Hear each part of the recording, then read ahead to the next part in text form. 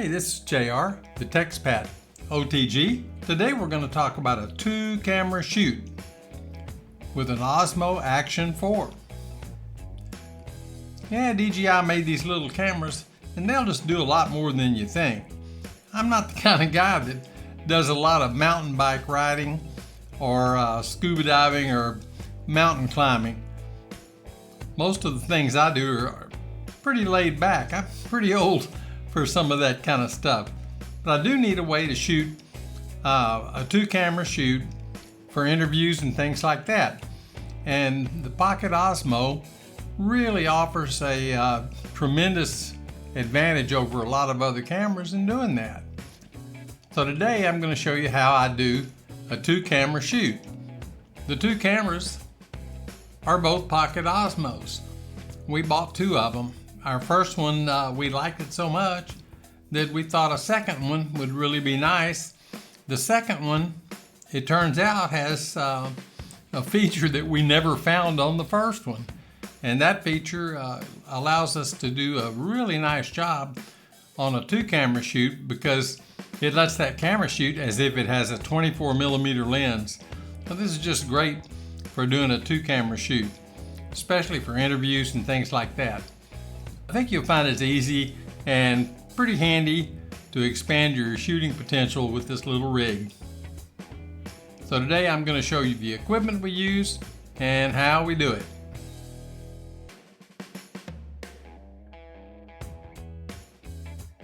Now we're going to go over what equipment we need to do a 2-camera shoot on a 2-person interview. The first thing you're going to need is your 2 cameras. We use the 2 Pocket Osmos. The first camera is set up in just standard D-warp. We set it up like we would do if we were just going to go out and shoot some landscape or whatever. Basically, you just want the exposure settings that work. Whatever lighting you have will be fine. You have to be the judge of that. That really doesn't affect the 2-camera shoot too much, except you do want your persons being interviewed to be exposed properly.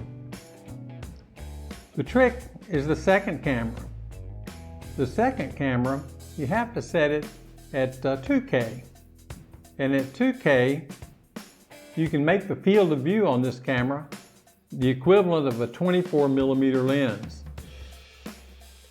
With that, your second cameraman can do all the walk-around shots and close-ups and things like that that they need to do with the 24mm lens. And then later in editing, you can cut back and forth between the wide shots and the close-up shots or the narrower shots. They don't have to be real narrow. You can back up, as long as you're not in the frame, you can back up as far as you need to go. But you can definitely get a lot of different angles and little shots that'll make the video much more interesting. You can get overhead shots, you can get walk-arounds, things like that. And the secret of this, for sure, is to use the 2K so you can get the narrow field of view. It's the equivalent of a 24mm lens. The other thing you're going to need is some support equipment. Your background shot will probably be mostly stationary, but the camera itself is just going to stay still. It needs to be on a tripod. Also, you need to be able to adjust the height. So you may want to be a little higher, you use an extension pole. If you want to be a little lower, you can just use the tripod like this with the camera on top. That's really about it for equipment. It's a simple shoot. Don't feel like you have to have 2 Osmos. You don't. It's really easy to use a smartphone as your walk-around camera. They generally do a pretty good job. So if you don't have 2 Pocket Osmos, you can do your wide shot with the Osmo on whatever support equipment you need. And then you can do your walk-around shots with your smartphone. It's really preferable if you have a smartphone gimbal so you get nice smooth video. But if you don't have one, just be real careful and hand hold it. The next thing we're going to do is some examples of how we do this and what the results are. So give us a little bit of time to set it up and we'll have that next.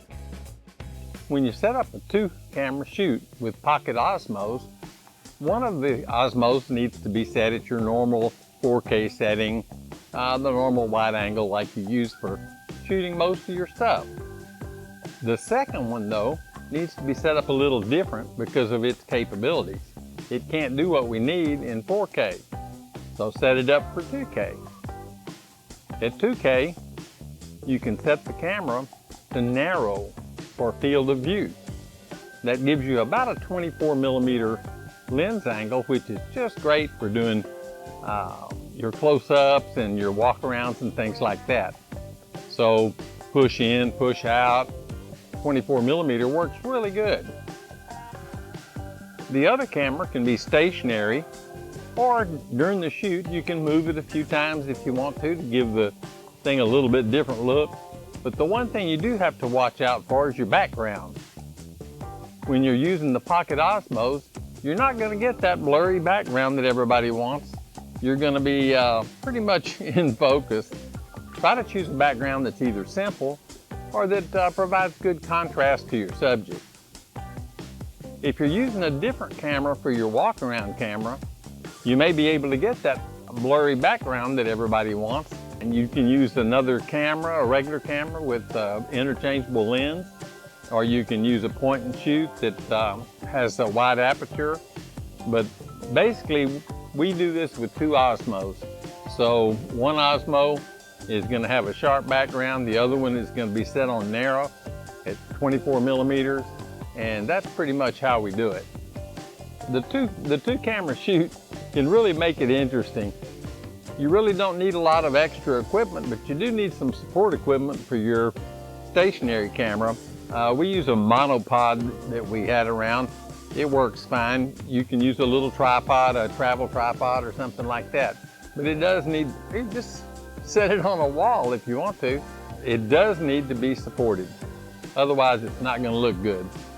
You really don't need a gimbal for the walk-around camera if you're using the Osmo. It's pretty stable. I don't think you'd have any problem at all with that rig handheld. Hey, this is JR, the TechSpat OTG. If you got something out of this video, I'd appreciate a like. I think that'd be really great. I hope you did learn something. We've really enjoyed using this little camera and have used this method quite a bit. So after you do your 2-camera shoot, I think you'll appreciate the outcome. Again, this is JR, the TechSpat OTG. Feel free to subscribe to the channel, and if you'd like to contribute to helping our channel along, we have Patreon and we have Buy Me a Coffee.